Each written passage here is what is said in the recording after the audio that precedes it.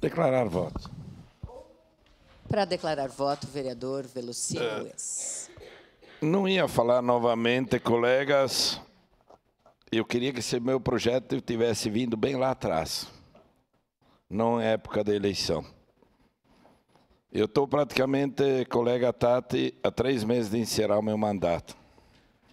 Mas eu, sinceramente, fico triste quando a gente coloca a importância da festa da uva, eu me dou com todo mundo aqui dentro.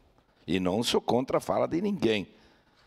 Que se use nomes de pessoas para desqualificar a festa da uva. Eu fico muito triste, sinceramente.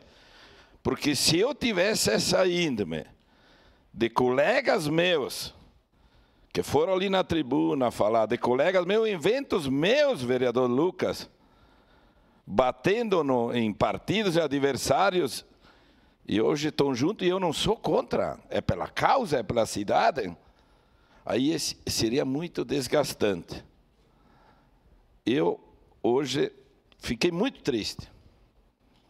Usar nomes, e eu sei de tudo o que aconteceu, para atribuir isso em época de campanha, gente.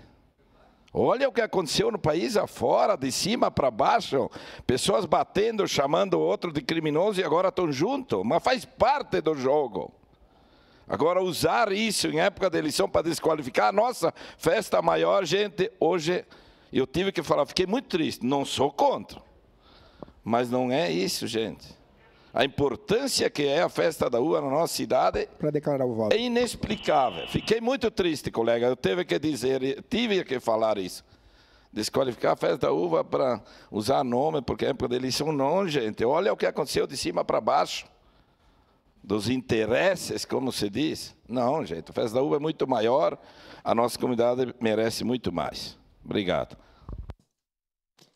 Declaração de voto, vereador.